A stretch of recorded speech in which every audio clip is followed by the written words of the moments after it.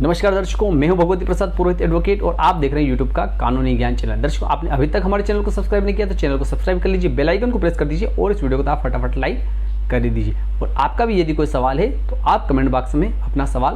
पूछ सकते हैं। दर्शकों, आज का जो विषय है बड़ा इंटरेस्टिंग विषय है कि नक्शा दुरुस्ती की कार्रवाई किस प्रकार से की जाती है, कहाँ की जाती है और उसमें किसके द्वारा विचारण किया जा सकता है, किसके द्वारा उसमें अंतिम आदेश पारित किया जा सकता है। साथ ही साथ हम ये भी समझेंगे कि यदि नक्शा दुरुस्ती की जो कार्रवाई रहती है उसमें यदि जो अधिकारी है उनके द्वारा अंतिम आदेश पारित कर दिया जाता है तो उस अंतिम आदेश के विरुद्ध प्रथम अपील कहाँ पेश होगी, द्वितीय अपील कहाँ पेश होगी और निगरानी कहाँ पर पेश हो सकती है। तो आइए वीडियो को शुरू कर लेते हैं। दर्शकों, आज के वीडियो में मैं आपसे बात करने वाला हूँ कि नक्शे के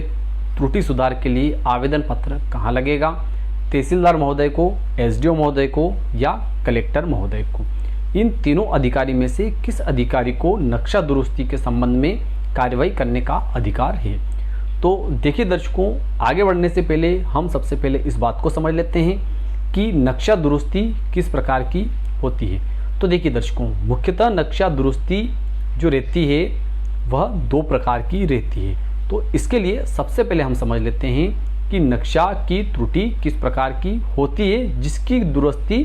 जो है वह की जा सकती है। तो देखिए, सबसे पहले हम समझ लेते हैं कि एक नक्शा त्रुटि होती है बंदोबस्त के पहले की और एक नक्शा त्रुटि होती है बंदोबस्त के बाद की। अर्थात यदि बंदोबस्त के दौरान नक्शा की त्रुटि हुई है तो वह भी सुधार की जा सकती है। दूसरी त्रुटि होती है बंदोबस्त के बाद की। अर्थात दर्शकों, जैसे बंदोबस्त होता है, सेटलमेंट जब होता है तो उसके दौरान जब नए नंबर से पुराने नंबर बनते हैं, पुराने नक्शे से नया नक्शा बनता है तो उस दौरान भी नक्शा छोटा बड़ा हो सकता है या नक्शे को आड़ा तिरछा किसी प्रकार से जो है त्रुटिपूर्ण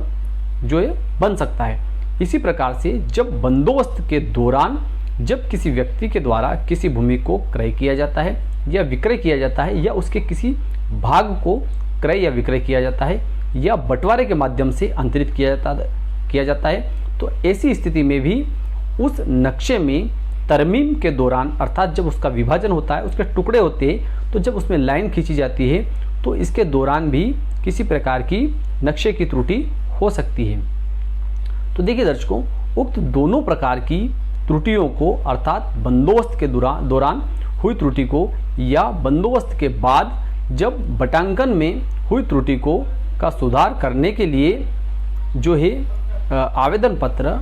एसडीओ महोदय अर्थात अनुविभागीय अधिकारी महोदय के समक्ष, अर्थात उपखंड अधिकारी महोदय के समक्ष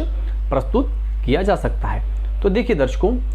कई बार क्या होता है कि उपखंड अधिकारी महोदय के समक्ष जब आवेदन पत्र प्रस्तुत होता है तो उस आवेदन पत्र की जांच के लिए उपखंड अधिकारी महोदय के द्वारा उस आवेदन पत्र को तहसीलदार महोदय के समक्ष या नायब तहसीलदार महोदय के समक्ष वहाँ से फॉरवर्ड कर दिया जाता है। अर्थात उस प्रकरण में संपूर्ण जांच जो रहती है, अर्थात उसमें प्रतिवेदन प्रस्तुत करने तक की कार्रवाई जो रहती है वह तहसीलदार महोदय या नायब तहसीलदार महोदय के द्वारा की जा सकती है। लेकिन दर्शकों, ध्यान रखने वाली बात यह है कि उस प्रकरण में अंतिम आदेश अर्थात दुरुस्ती के संबंध में पारित किया जाने वाला आदेश जो है वह तहसीलदार महोदय के द्वारा या नायब तहसीलदार महोदय के द्वारा पारित नहीं किया जा सकता है। अब तहसीलदार महोदय या नायब तहसीलदार महोदय उस प्रकरण में किस प्रकार की कार्रवाई कर सकते हैं तो उस बात को भी हम समझ लेते हैं। तो देखिए, जब हमारे द्वारा आवेदन पत्र अर्थात त्रुटि सुधार के लिए आवेदन पत्र एसडीओ महोदय के समक्ष प्रस्तुत किया जाता है तो एसडीओ महोदय के द्वारा प्रतिवेदन बुलाने के लिए उस आवेदन पत्र को तहसीलदार महोदय या नायब तहसीलदार महोदय को फॉरवर्ड कर दिया जाता है, अर्थात भेज दिया जाता है। अब तहसीलदार महोदय या नायब तहसीलदार महोदय जिसके समक्ष वह कार्रवाई की जानी है वे क्या करते हैं कि उस प्रकरण में मौके की रिपोर्ट राजस्व निरीक्षक और पटवारी महोदय से मंगवा सकते हैं। और जो व्यथित पक्षकार है, अर्थात देखिए, जब किसी खेत का नक्शा सुधारा जाता है तो स्वाभाविक है कि उसके पड़ोसी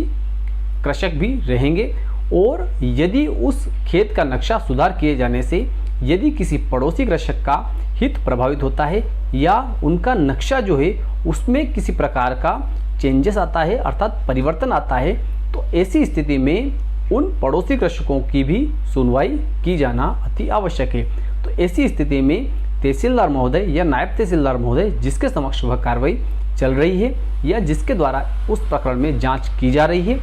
उनके द्वारा उन पड़ोसी कृषकों को भी सूचना पत्र जारी किया जाएगा और उनका भी जवाब उसमें तलब किया जाएगा। यदि उनके द्वारा किसी प्रकार की कोई आपत्ति प्रस्तुत की जाती है तो उस आपत्ति का निराकरण भी तहसीलदार महोदय के द्वारा नहीं किया जा सकता, केवल उनकी बात को सुना जाएगा और उस पर विचार किया जाएगा। यदि उनके द्वारा ऐसी कोई बात बताई जाती है जो कि अति महत्वपूर्ण है तो तहसीलदार महोदय जो है वे मौके पर जाकर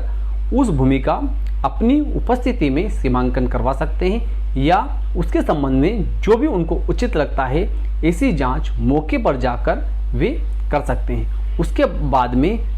जो है अपना पूरा प्रतिवेदन बनाकर एसडीओ महोदय को प्रेषित कर सकते हैं, लेकिन एसडीओ महोदय के द्वारा ही उस प्रकरण में अंतिम आदेश पारित किया जा सकता है। अब देखिए दर्शकों, यदि एसडीओ महोदय के द्वारा उस प्रकरण में अंतिम आदेश पारित कर दिया जाता है और उस आदेश से यदि कोई पक्षकार व्यथित है, दुखी है और असंतुष्ट है तो उस आदेश के विरुद्ध प्रथम अपील जो पेश होगी वह कलेक्टर महोदय को पेश होगी और यदि कलेक्टर महोदय के द्वारा उस प्रकरण में कोई आदेश पारित किया जाता है और उस आदेश से यदि कोई व्यक्ति व्यथित है, दुखी है और असंतुष्ट है तो ऐसी स्थिति में व्यथित पक्षकार जो है वह द्वितीय अपील कमिश्नर महोदय को प्रस्तुत कर सकते हैं और कमिश्नर महोदय के द्वारा भी यदि उस प्रकरण में कोई आदेश पारित किया जाता है और उस आदेश से यदि कोई पक्षकार दुखी है, व्यथित है और असंतुष्ट है तो ऐसी स्थिति में उस आदेश के विरुद्ध माननीय राजस्व मंडल के समक्ष निगरानी प्रस्तुत की जा सकती है और उस निगरानी से भी यदि कोई व्यक्ति असंतुष्ट है तो उस निगरानी के आदेश के विरुद्ध माननीय उच्च न्यायालय अर्थात हाईकोर्ट में पिटीशन दायर की जा सकती है। तो दर्शकों, मैं विश्वास रखता हूं कि आज का वीडियो आपको अच्छा लगा होगा। अच्छा लगा हो तो इस वीडियो को अधिक से अधिक लोगों तक आप शेयर कीजिए,